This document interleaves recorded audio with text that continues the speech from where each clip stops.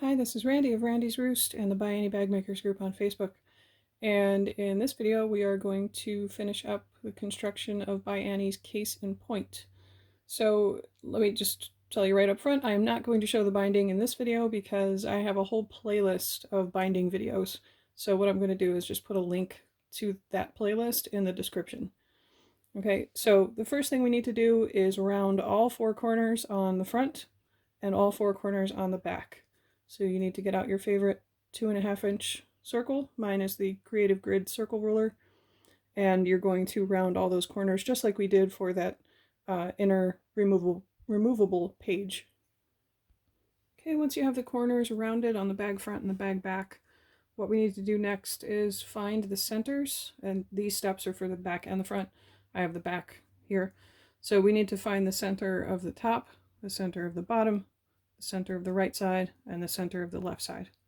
So the easiest way to do that is just to fold the bag in half and make sure you have the corners aligned. And the way I do this might make some people cringe, I'm sorry. You can use pins or some other method of marking, but what I do is I use a Sharpie and I make a dot at the center right on the soft and stable. So it's on the edge, it's going to be totally hidden when the bag is put together. So I just mark right there and right there. And now to find the center of the sides, there are a couple different ways to do it. You could fold it in half this way, or you could bring the two marks together, the two marks you just made, and use that, and then make a mark here and over here. Okay, now we need to mark the centers on our zipper loop. And I think the pattern describes this as dividing the zipper loop into quarters, which is one way to think about it. So the way I do this is I find the center of this side strip first, and I think the easiest way to do that is to bring the two pieces of binding together, these two pieces of binding right here. Bring those together and make sure they're really aligned. It's a little tricky because you have that Velcro in there, kind of getting in your way. You can hear it crunching. And then you're going to mark the center on the front of the zipper strip and on the back. Okay, and while you still have those aligned on that side, you're going to go down to the other side of the zipper loop and you're going to mark here and here.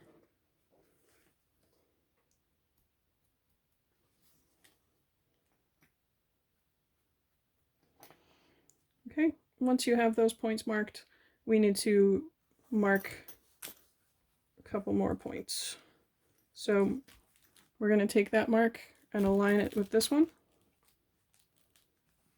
Okay, so you can see I have my front and back marks aligned.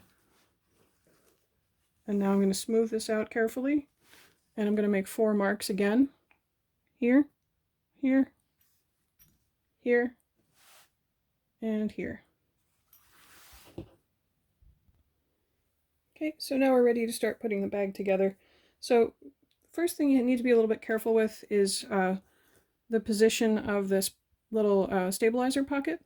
So as you watch me do this, keep in mind that this stabilizer pocket is open to the left. So what I want to do is make sure that when I open the bag, the front is over here and the back is over here, and in the center I have the stabilizer pocket with its opening at the top, so that when I open the bag like that, the stabilizer doesn't have any danger of slipping out the bottom. Okay, so I have the opening on the left, and I'm going to attach the bag front over here. Okay, so now I'm just going to turn this loop like this. Now when we assemble this, since this has binding on the outside, when we assemble it, we're going to have lining sides together.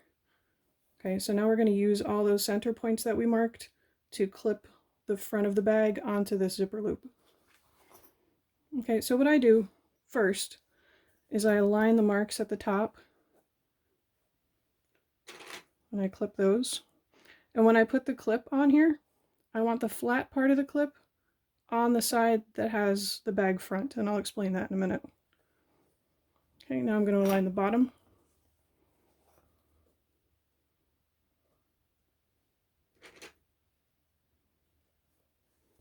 And I'm going to align the sides. So I'm basically going to have 4 sort of critical points marked before I go any further.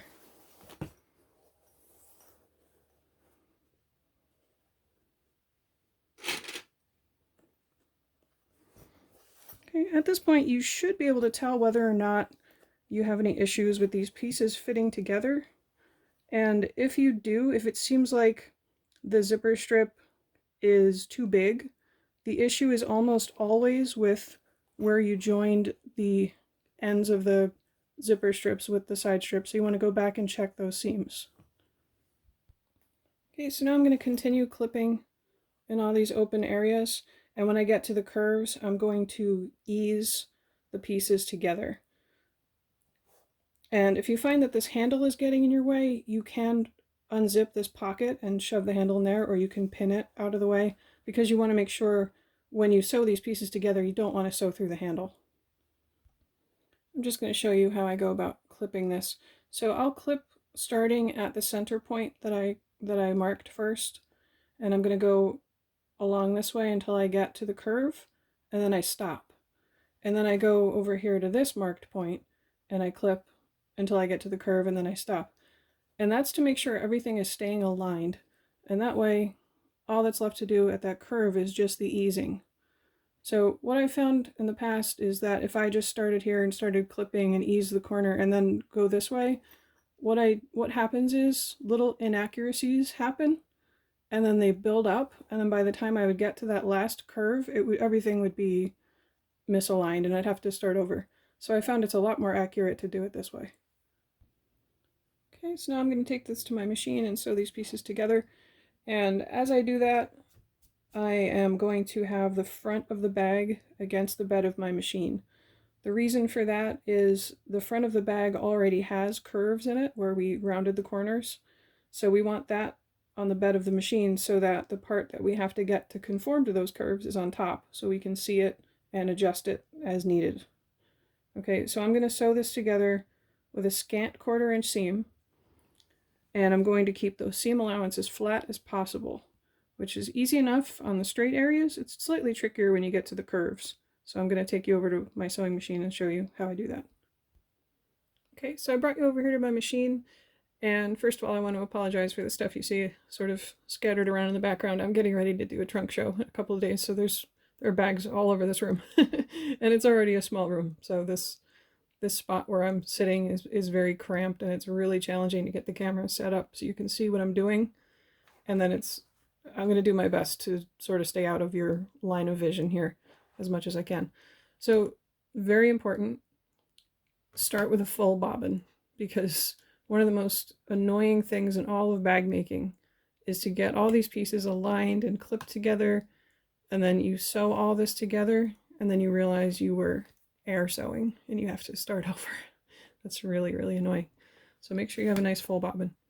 So what I'm going to do is remove 1 or 2 of these clips, and I'm going to sew these pieces together with a scant 1/4 inch seam. The reason I'm using a scant 1/4 inch seam is so that when I sew the binding on with a accurate 1/4 inch seam, it covers this line of stitching. Okay, so I have my machine at a 2.5 length. That's what I use for construction. And like I said before, I have the front of the bag against the bed of the machine.